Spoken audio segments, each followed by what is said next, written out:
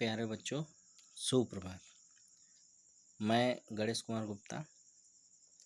आज हम सभी क्षितिज गद्य खंड में राम वृक्ष बेनीपुरी जी द्वारा लिखित बाल गोविंद भगत का अध्ययन करेंगे।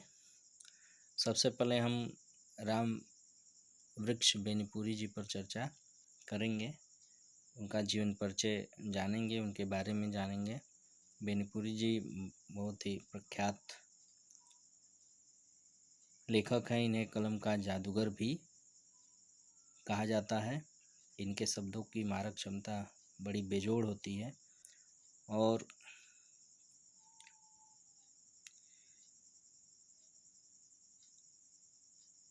आइए अब इनके बारे में ही पढ़ें। राम वृक्ष बेनीपुरी जी का जन्म बिहार के मुजफ्फरपुर जिले के बेनीपुर गांव में सन 1899 में हुआ। बेनीपुर गांव के कारण ही इन्होंने अपना उपनाम बेनीपुरी रख लिया था। माता पिता का निधन बचपन में ही हो जाने के कारण जीवन के आरंभिक वर्ष अभावों, कठिनाइयों और संघर्षों में बीते। 10वीं तक की शिक्षा प्राप्त करने के बाद वे सन 1920 में राष्ट्रीय स्वाधीनता आंदोलन से सक्रिय रूप से जुड़ गए। कई बार जेल भी गए। उनका देहावसान अर्थात उनका देहांत सन 1968 में हुआ। मतलब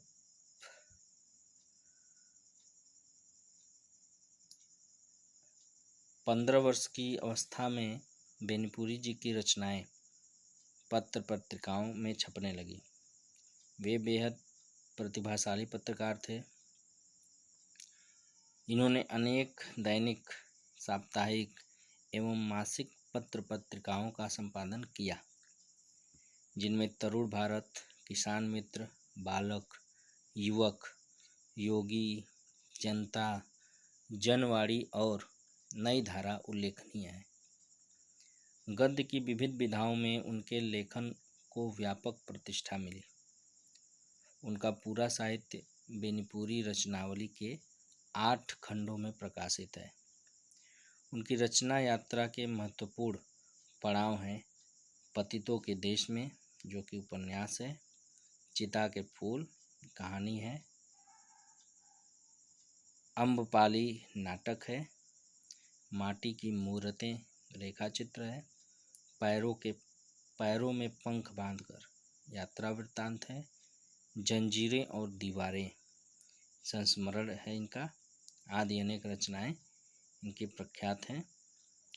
उनकी रचनाओं में स्वाधीनता की चेतना, मनुष्यता की चिंता और इतिहास की युगानुरूप व्याख्या है।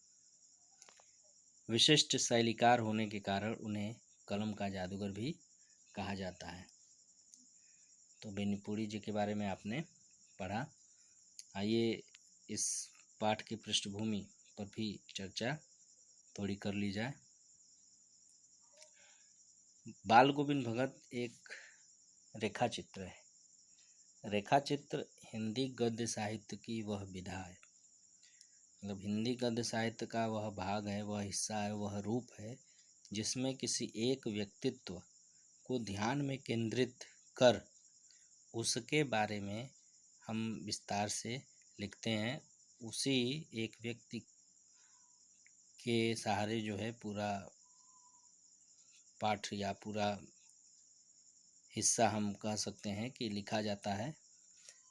उनके जीवन से संबंधित जो भी घटनाएं होती हैं उसी एक व्यक्ति के आसपास ही घूमती रहती है। तो हम किसी एक व्यक्तित्व या किसी एक व्यक्ति की रेखा चित्र यानी किसी एक के इर्द गिर्द एक रेखा हम खींचते हैं जो लेखनी के रूप में हमारे सामने प्रकट होता है। तो बाल गोविंद भगत रेखा चित्र के माध्यम से लेखक ने एक ऐसे विलक्षण चरित्र का उद्घाटन किया है, विलक्षण चरित्र का उद्घाटन किया है जो मनुष्यता, लोक संस्कृति और सामूहिक चेतना का प्रतीक है। जो मनुष्यता, जिसमें मनुष्यता का भी गुण है। लोक संस्कृति भी है, यानी लोक संस्कृति का मतलब कि सामान्य जिस जगह पे हम रहते हैं उस जगह की एक अपनी संस्कृति होती है। भाई पूरे देश की संस्कृति अलग है। अलग का मतलब यहाँ है कि पूरे देश के छोटे छोटे हिस्सों को मिलाकर पूरे भारत देश की संस्कृति बनी है। लोक संस्कृति कि जिस जगह हम रहते हैं आसपास की क्षेत्र विशेष की जो संस्कृति होती है उसी को हम लोक संस्कृति कहते हैं। तो और सामूहिक चेतना का मतलब समूह को चेतित यानी जगाने का काम, समाज को जगाने का यह कार्य भी करते थे बाल गोविंद भगत जी, जिनके बारे में यहाँ दिया गया है। और उसके ये प्रतीक हैं। वेशभूषा या बाह्य अनुष्ठानों से कोई सन्यासी नहीं होता। लेखक इस पाठ में यह भी बताना चाह रहे हैं कि केवल कर्मकांडों के आधार पर, पोशाकों के आधार पर सन्यासी का निर्धारण नहीं होता। सन्यास का आधार जीवन के मानवीय सरोकारों से है। भाई मानवीय सरोकारों से का मतलब है कि जो मानव के दुख और सुख से जुड़ा हुआ, वही वास्तव में सन्यास हो सकता है। सन्यासी वही होता है जो जग कल्याण की बात करे या सोचे।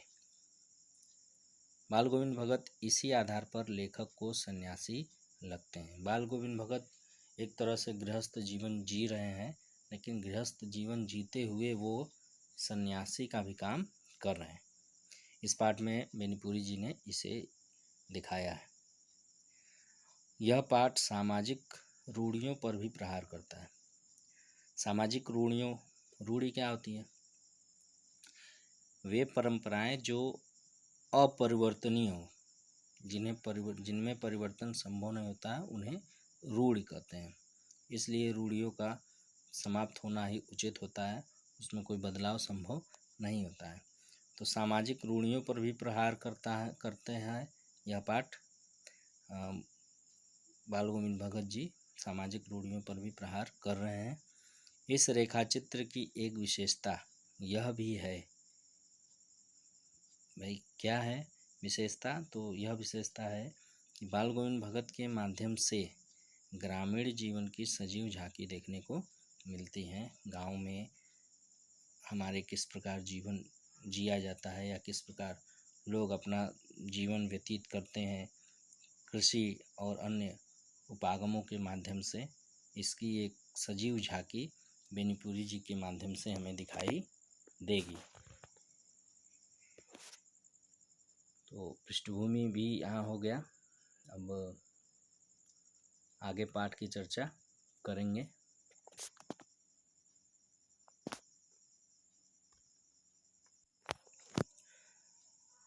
बाल गोविंद भगत मझोले कद के गोरे चिट्टे आदमी थे। 60 से ऊपर के ही होंगे। बाल पक गए थे। लंबी दाढ़ी या जटाजूट तो नहीं रखते थे, किंतु हमेशा उनका चेहरा सफ़ेद बालों से ही जगमग किए रहता। कपड़े बिल्कुल कम पहनते। कमर में एक लंगोटी मात्र और सिर में कबीर पंथियों की सी कनपटी टोपी। जब जाड़ा आता एक काली कमली का मतलब कंबल ऊपर से ओढ़ते रहते। मस्तक पर हमेशा चमकता हुआ रामानंदी चंदन, जो नाक के एक छोर से ही औरतों के टीके की तरह शुरू होता। गले में तुलसी की जड़ों की एक बेडौल माला बांधे रहते। ऊपर की तस्वीर से यह नहीं माना जाए कि बाल गोविंद भगत साधु थे। भाई ऊपर जो कुछ बेनीपुरी जी द्वारा बताया गया उनके हाव भाव वेशभूषा के बारे में, तो ऐसा नहीं समझा जाना चाहिए कि वो साधु थे। नहीं, बिल्कुल गृहस्थ। वो साधु नहीं थे बल्कि गृहस्थ थे। गृहस्थ का मतलब जैसे प्राचीन समय में आश्रम व्यवस्था चलती थी, तो ब्राह्मण, क्षत्रिय, वैश्य और शूद्र 4 आश्रमों में व्यक्ति बटा होता था। जब तक वो शिक्षा का अध्ययन करता था तब तक ब्रह्मचर्य का पालन करता था। शिक्षा पूरी होने के बाद जब वह शादी करता था तो गृहस्थ आश्रम में प्रवेश होता था। गृहस्थ का मतलब जिसके पास गृहिणी हो। उनकी गृहिणी की तो मुझे याद नहीं, उनके बेटे और पतोहू को तो मैंने देखा था। यहाँ बेनीपुरी जी भाई रेखा चित्र है तो अपने आसपास के ही जीवन वृत्त को उन्होंने यहाँ दिखाने की कोशिश की है। तो वो अपने ही गांव से संबंधित एक ऐसे व्यक्तित्व की बात यहाँ कर रहे हैं। तो बेनीपुरी जी कह रहे हैं कि मैंने उनकी गृहिणी को कभी नहीं देखा, हाँ उनके बेटे और पतोहू को मैंने देखा था। थोड़ी खेतीबाड़ी भी थी, एक अच्छा साफ सुथरा मकान भी था, किंतु खेतीबाड़ी करते परिवार रखते भी बाल गोविंद भगत साधु थे। यह वाक्य सुनने में थोड़ा अटपटा लग रहा है कि खेतीबाड़ी भी करते थे, परिवार भी रखते थे और साधु भी थे, जबकि हमारे दिमाग में यह बात हमेशा से बनी हुई है कि जो साधु होता है उसका घर बार नहीं होता है। वो घूमता फिरता तपस्या करेगा, पूजा करेगा, ध्यान लगाएगा, मंदिरों में रहेगा, आश्रमों में रहेगा, लेकिन उसके पास परिवार नहीं था। यहाँ वही बात यहाँ बेनीपुरी जी कह रहे हैं कि बाल गोविंद भगत साधु थे। साधु की सब परिभाषाओं में खरे उतरने वाले, साधु की सब परिभाषाओं में खरे उतरने वाले किस तरह से? जो साधु का जो मूल कार्य है वह है परोपकार, समाज सुधार। वो सब गुण जो है बाल गोविंद भगत जी में थे। कबीर को साहब मानते थे, उन्हीं के गीतों को गाते, उन्हीं के आदर्शों पर चलते। मतलब कबीरदास जी बाल गोविंद भगत के अनुकरणीय थे। बाल गोविंद भगत उन्हीं के अनुकरण करते थे और उन्हीं के आदर्शों पर चलते थे। कभी झूठ नहीं बोलते, खरा व्यवहार रखते। मतलब स्वाभाविक है जो झूठ नहीं बोलता उसके वचन कड़वे ही प्रतीत होते हैं, क्योंकि सत्य हमेशा कड़वा ही होता है। किसी से भी दो टूक बात करने में संकोच नहीं करते, न किसी से खामखा झगड़ा मोल लेते। भाई दो टूक यानी सत्य सत्य कहने में डरते भी नहीं थे और अनावश्यक झगड़ा भी नहीं करते थे। किसी की चीज़ नहीं छूते, किसी की चीज़ को वो छूते नहीं थे, न बिना पूछे व्यवहार में लाते। इस नियम को कभी कभी इतनी बारीकी तक ले जाते कि लोगों में कुतूहल होता, लोगों में जिज्ञासा होता, यह इतना बारीक क्यों करते हैं। कभी वह दूसरे के खेत में शौच के लिए भी नहीं बैठते और कभी वह अपने जीवन में कभी भी उन्होंने दूसरे के खेत में शौच के लिए नहीं बैठे। वह गृहस्थ थे लेकिन उनकी सब चीज़ें साहब की थी। मतलब गृहस्थ थे लेकिन खेती बाड़ी में जो कुछ उपजता वो साहब का था। साहब कौन थे जी? साहब जो थे वो कबीरदास जी थे। जो कुछ खेत में पैदा होता सिर पर लाद कर पहले उसे साहब के दरबार में ले जाते, जो उनके घर से 4 कोस दूर पर था। एक कबीरपंथी मठ से मतलब है, मतलब कबीरपंथी मठ था, वहाँ ले जाते।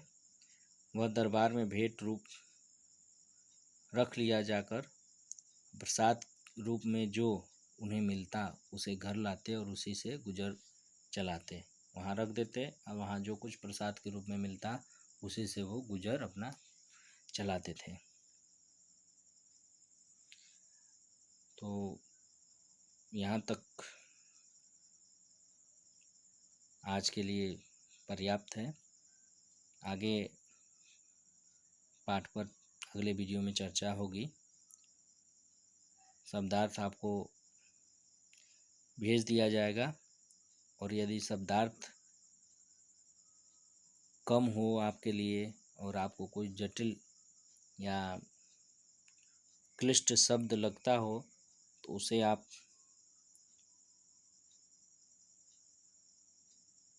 व्हाट्सएप पर भेज सकते हैं। मैं उन सभी शब्दों का अर्थ लिखकर पुनः आपको प्रेषित कर दूंगा। तब तक के लिए धन्यवाद।